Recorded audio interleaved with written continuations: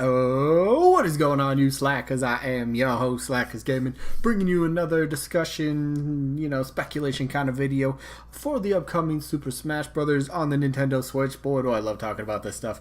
I have ideas for days about videos, but today's video is actually something kind of cool. I don't know, hopefully you guys enjoy it, but today's topic of discussion is going to be potential characters that could be turned into from assist trophies to potential characters, and I got a list of top 10 that I believe have the best chance, but we'll go over that in a second. So, assist trophies have the definition of a capsule that contains characters who will help you out in battle. You won't know who's in the capsule until you open it.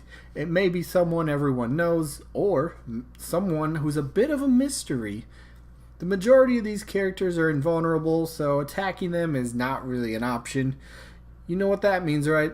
You better run away. No point in dealing with them. If somebody throws out one of these against you, you better try your best to avoid them. But assist trophies are here to help you for the most part, but then again, there are some of those assist trophies that just really want to annoy you. I'm sorry, Nintendogs, you're cute, but please get off of the screen. I'm playing a video game. This is some intense stuff. But now that we got the definition of what the assist trophies do and what they're what they're supposed to do, what they help you, what they get in your way, whatever it might be, let's get into the top 10 list that I believe are the top 10 assist trophies that could ultimately become playable characters. And at number 10 we have Dylan the Armadillo. This guy's got a couple games out actually. I believe he has a what is it? Is it a racing game? I should have done research before I made this video, huh? Probably would have helped, but then again, I'm kind of slacking when I do these videos. That's kind of my whole thing, right? But Dylan is an armadillo. Maybe he could play somewhat. I guess I've never played the game, so maybe I'm way off, but I do know he kind of rolls around in a ball, like an armadillo does. But I think it'd be really cool to see this guy kind of roll into the competition and maybe mix it up and see what he can do. And coming in at number 9, I have Samurai Goroh. Now, we all know F-Zero may be kind of like I don't want to say it, but a dead franchise. I mean, when's the last time we got something for it? Was it back in like 2003 or something? It's been a while. How about we get some new F-Zero representation? How about first we get a new F-Zero game on the Switch? Maybe it does happen. But if it does, I think Samurai Goroh, potentially Black Shadow, but these are about assist trophies. So, Samurai Goroh from the F-Zero series, absolutely, he's got a shot. I mean, sword wielder, so, moveset should be pretty easy to kind of come by and create for him. So this samurai slinging swordsman can definitely slash his way into the competition, but I don't know. We'll see about that.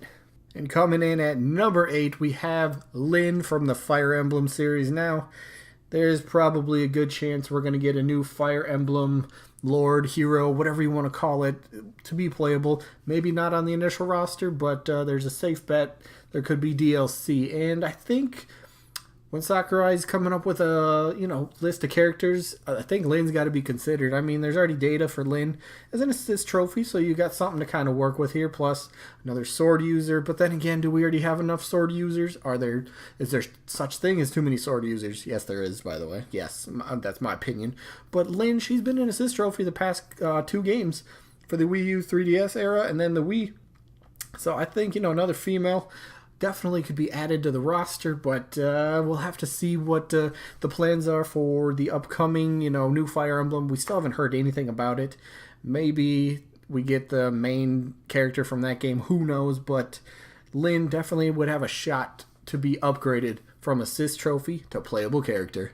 And coming in at number 7, we have Excitebike himself. Now, there's, if you don't know, Excitebike was actually considered at one point. Ultimately, he got cut.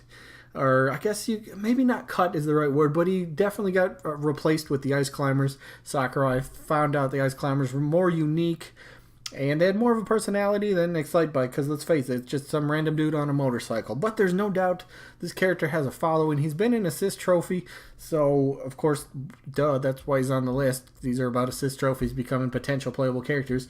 Plus, you could fill that role of retro character, which would be pretty sick, I think. I always love seeing older games get new representation in Smash, so Excitebike, who knows? Maybe he gets the upgrade this time. Only time will tell.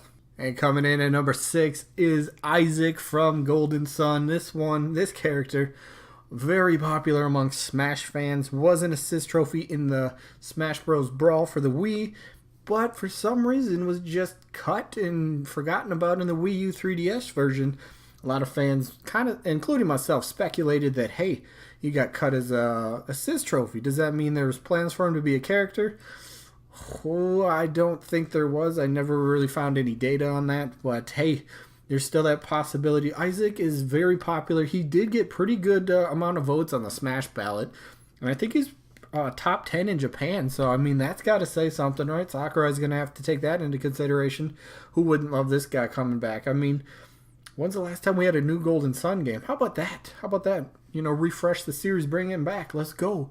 But Isaac coming in at number 6, I think he's definitely has a shot, definitely. And coming in at number 5, we have Shadow the Hedgehog. Now, Shadow is requested actually highly, quite a bit, and the only drawback, the only negative I can really think is for third parties. Would a third party from a series that's already represented get into Smash? So far, it hasn't happened.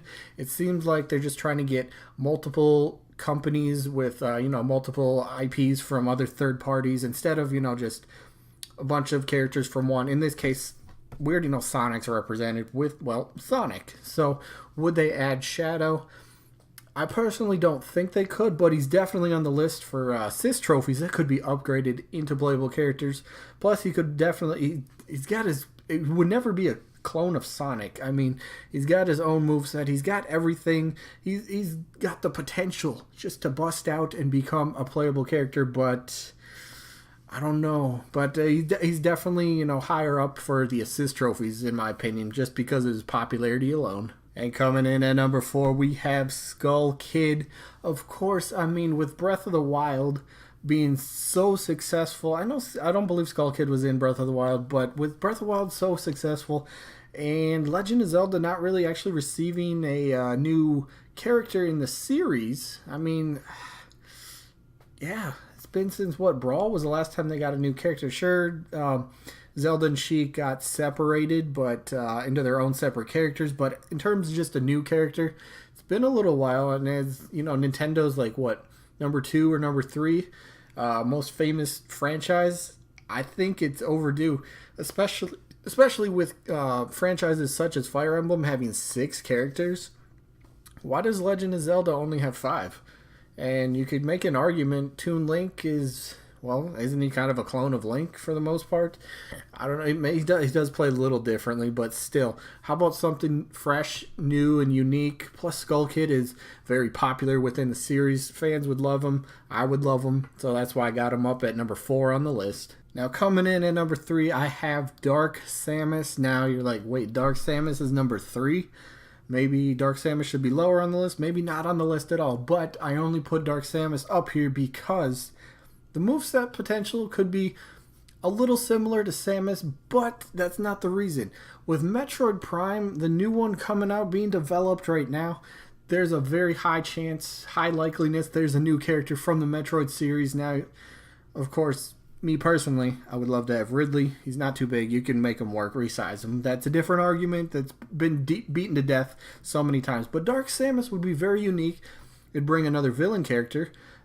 Which the Smash universe, the roster is definitely lacking. We need some more villains, I think. So moveset potential is absolutely plausible. Plus, like I just said, with the new Metroid being in development, there's a high likeliness there's a new character from that Metroid series.